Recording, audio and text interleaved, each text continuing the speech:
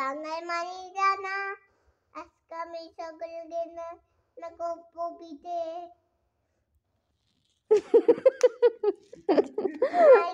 দেখেছেন তো আমাদের ছোট সদস্যরা আপনাদের সঙ্গে প্রথমে ইন্ট্রোডিউস করে নিল। এবার হচ্ছে আমাদের এদিকে এসো, এখানে এসো। নমস্কার, বাঙাল বাড়িতে আপনাদের সকলকে স্বাগত জানিয়ে আজকে আবার একটা নতুন রেসিপি নিয়ে আপনাদের সামনে আসছি। আজকে আমরা বানাবো হচ্ছে পাটিসাপটা পিঠে আর ভাপা পিঠে। তার জন্য আমরা প্রস্তুতি নিচ্ছি। এখন আমরা যে গুড়টা এনেছে এটা হলো পাটালি গুড়। পাটালি গুড়টাকে ভেঙে নিতে হবে, কারণ ওই যখন ভাপা পিঠে বানাবো তখন তো এটাকে ছোট ছোট করতে হবে, তো আগে থেকে করে নিচ্ছি।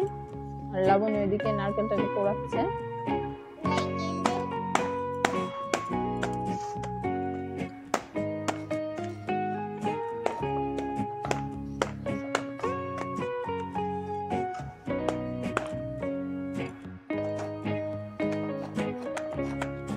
ভেঙে যাচ্ছে একেবারে, খুব বেশি শক্ত না, কোনো অসুবিধা হচ্ছে না।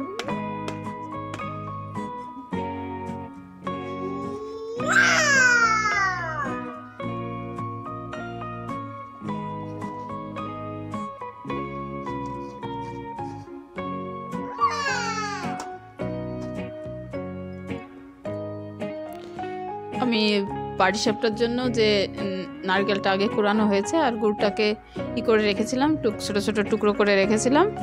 এবার সেটাকে আমি দেখেন পুর তৈরি করার জন্য ওই গুড় দিয়ে আর নারকেল দিয়ে মেখে নিচ্ছি। এবার ভালো করে মেখে নিতে হবে। ভালো করে মেখে নিলে দেখবেন যার টাইমটা কম লাগে, শর্ট টাইমে হয়ে যায়। ওদিকে আমার কড়াও গরম হয়ে গেছে। আমি এবার এটাকে কড়ার উপরে দিয়ে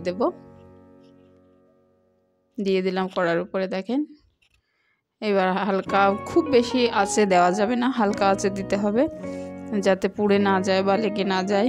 লেগে গেলে একটা গন্ধ আসবে, সে গন্ধটা অত বেশি ভালো লাগবে না। তার জন্য সাবধানে করতে হবে, বারবার নাড়তে হবে, আর খুব বেশি আঁচে দেওয়া যাবে না।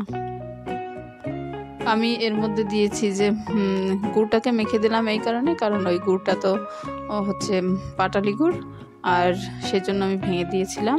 আর দেখেন এর মধ্যে আমি দিয়ে দেবো এলাচ। যদি এলাচটাকে দেওয়া হয় তাহলে একটা ভালো ফ্লেভার আসে বা গন্ধ আসে। তার জন্য আমি 3টের মতো এলাচ এর মধ্যে দিয়ে দিলাম। এলাচটাকে দিয়ে ভালো করে নেড়ে চেড়ে নেব। প্রায় জল শুকিয়ে এসছে, খেয়াল রাখতে হবে জলটা যেন ভালো শুকিয়ে যায়।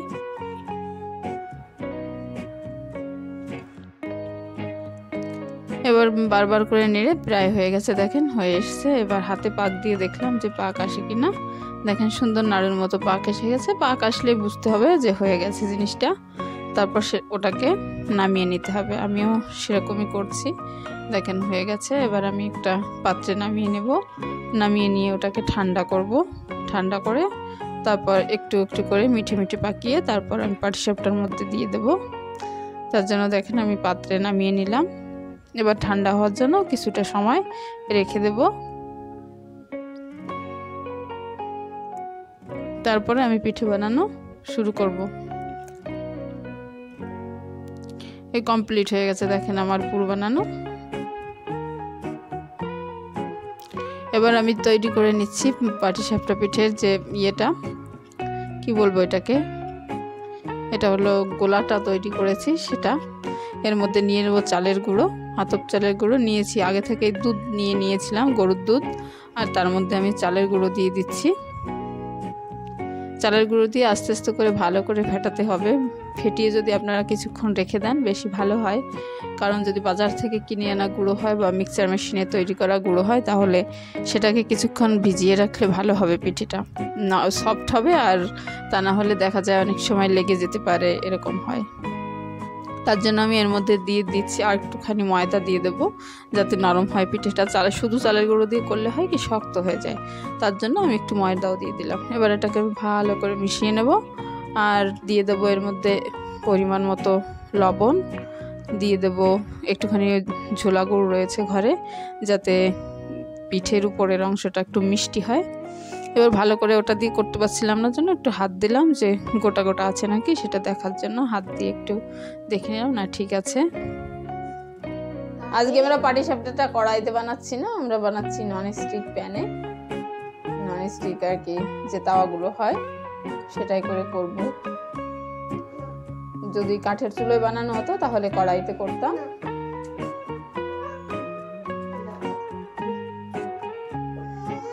কে খাবে কে খাবে? আচ্ছা মামা, মামা বানিয়ে দিয়েছে। ফার্স্টে একটু অয়েল ব্রাশ করে নি।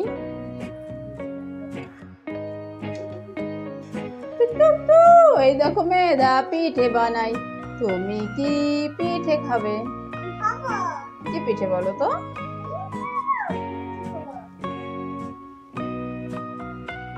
এটা হলো পাটিসাপটা। হ্যাঁ খাবে তো, দাঁড়াও হোক, একটু ডেকে দিই।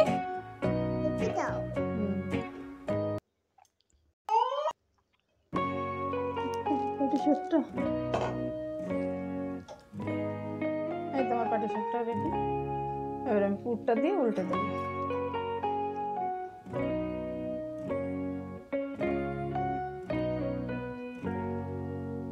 এইভাবে আমি একটা একটা করে পিঠে করে নেবো। দেখুন কি সুন্দর হয়েছে।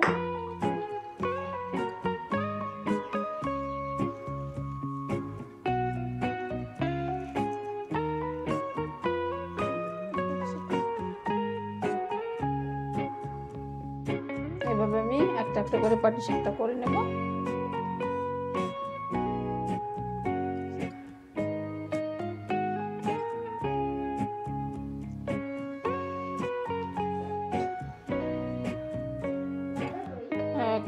পাটিসাপটা পিঠে বানানোর সাথে সাথে আমি আরো একটা পিঠে করব, সেটা হলো আপনার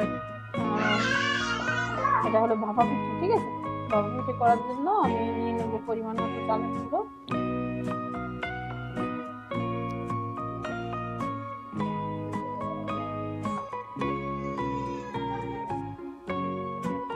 আমি নিয়ে নিলাম 250 গ্রামের মতো চালের গুঁড়ো। এবার আমি এর মধ্যে দিয়ে দেবো স্বাদ মতো নুন,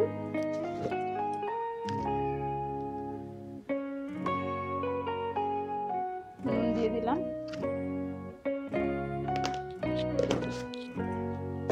আর দিয়ে দেবো চিনি,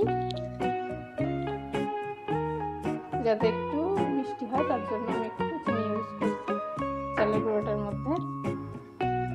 আর ভাপা পিঠের জন্য আর লাগবে হচ্ছে নারকেল কোড়া।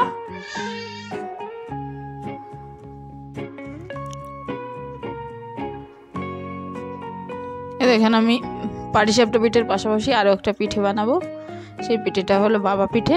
বাবা পিঠের জন্য দেখেন আমি নিয়ে নিয়েছি চালের গুঁড়ো, আর এটা নিলাম হচ্ছে পাটালি গুড়। ওই যে পাটিসাপটা করার পরে যেটুখানি গুড় ছিল সেটাকে ভাবলাম কটা ভাপা পিঠেও তৈরি করে নিই, তার জন্য রেখে দিয়েছিলাম।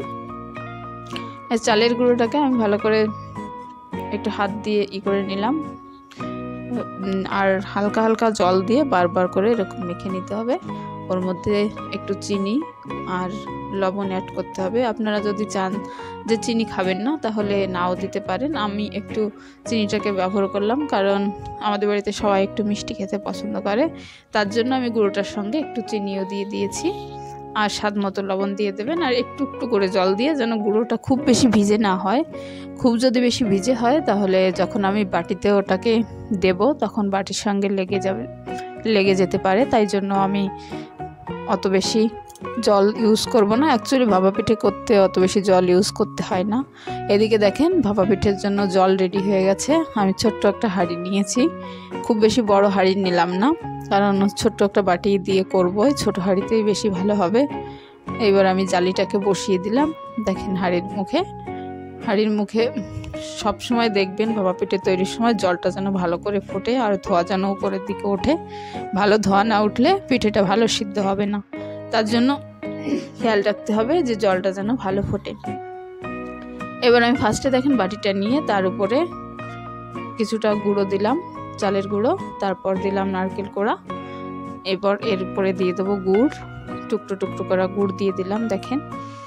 তার উপর আবার একটু চালের গুঁড়ো দিয়ে দেবো, আবার একটু চালের গুঁড়ো দিয়ে গুড়টাকে ঢেকে দিলাম। এবার এটাকে একটু হালকা চেপে দেবেন যাতে গুড়টা একদম সঙ্গে সঙ্গে না পড়ে যায় ওই ইসের উপরে, জালিটার উপরে, তাহলে গুড়টা গলে গিয়ে লেগে যেতে পারে, এই জন্য ভালো করে দিতে হবে। এবার আমি ধুয়ে রেখেছিলাম সাদা কাপড় দিয়ে, এবার দিয়ে দিলাম পিঠেটাকে দেওয়ার পরে এবার বাটিটাকে তুলে নিতে হবে। তুলে যদি না উঠতে চায় তাহলে ওটাকে একটু আঙুল দিয়ে টোকা দিতে হবে। এবার দেখেন বাটিটাকে তুলে নেওয়ার পরে পিঠেটা কি সুন্দর হয়েছে দেখবেন।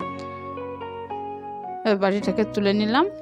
এবার একটা বাটি দিয়ে আমি এটাকে ঢেকে দেবো যাতে ভাপটা পুরো পিঠেটার উপরে এসে পড়ে, তার জন্য আমি আলাদা একটা বাটি দিয়ে ঢেকে দিলাম।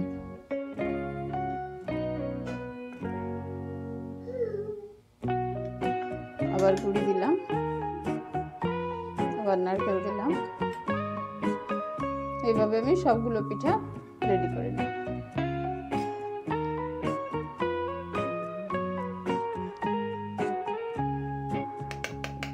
একইভাবে আমি সবগুলো পিঠা রেডি করি।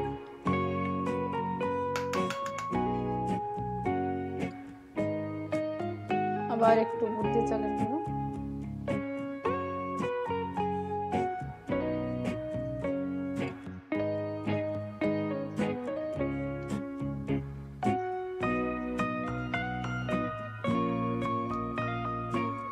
বাটিটা রেডি হয়ে গেছে আমার। আমি এবার বাটিটা দেখি কি হয়েছে। এবার আমি বাবা পিঠাকে তুলে দেখবো বাবা পিঠাটা সিদ্ধ হয়েছে কিনা।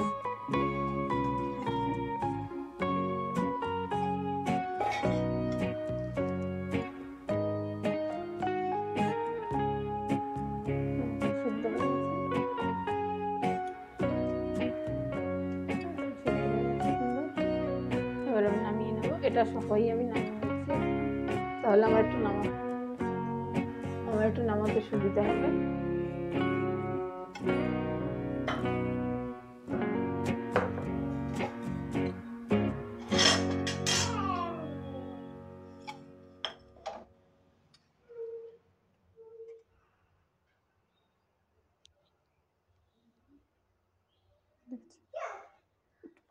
পিঠেটাকে উল্টে দিলাম, তারপরে এইভাবে আমি কাপড়টাকে সরিয়ে নেবো ধীরে ধীরে। দেখেন পিঠেটা কি সুন্দর হয়েছে।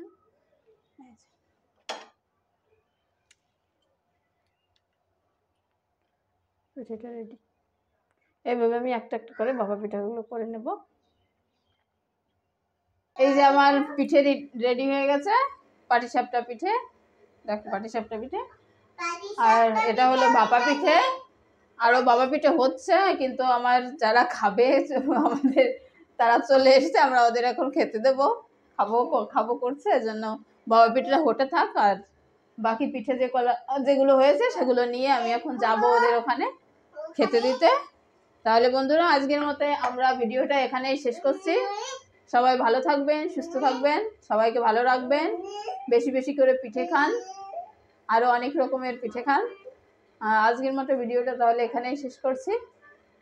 আমাদের চ্যানেলটাকে দেখুন, আমাদের কমেন্ট বক্সে কমেন্টস করুন, লাইক করুন, শেয়ার করুন, চ্যানেলটিকে সাবস্ক্রাইব করুন। আর যদি আমাদের ভিডিও পেতে চান সবার আগে, তাহলে নোটিফিকেশন বেল আইকন প্রেস করুন। আসি তাহলে আজকের মতো আমরা, টাটা।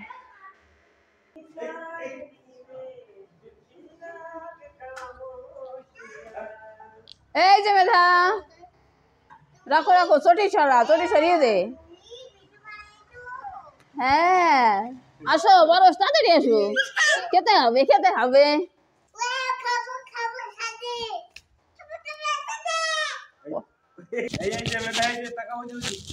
এই যে মা, কি খাও?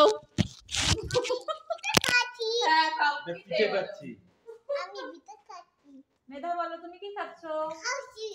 কি খাচ্ছ? টেস্টি। ওরে বাবা রে, কি করে ফেলছে রে।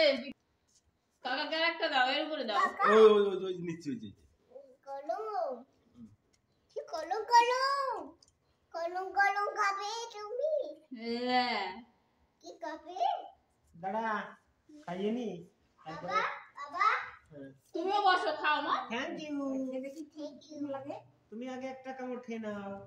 আমি বস ধরছি, বসো তুমি খাও। এখানে পরে সেখানে বসো। বস সোফায় বসো এখানে সোফায় বয় বসো। এখানে বয় সোফায় এইভাবে বসে- বয় টিং টিং টিং টিং টিং বাহ বাহ বাহ।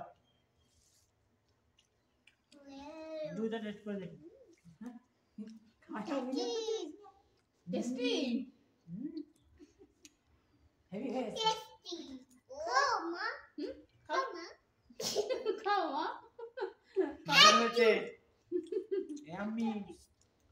ভালো এই নাও। আমি একটা খেয়ে দেখি তাহলে। ওরা তো বললো ভালো হয়েছে। পরশের ভালোই হয়েছে, নিজে করেছি তাও বলছি। এই নাও। কেমন হয়েছে মা? কেমন হয়েছে বলো, কেমন হয়েছে ভালো হয়েছে ইয়াম দেখো। বলো ভালো হয়েছে বলো হ্যাঁ টেস্টি টেস্টি ইয়াম্মি।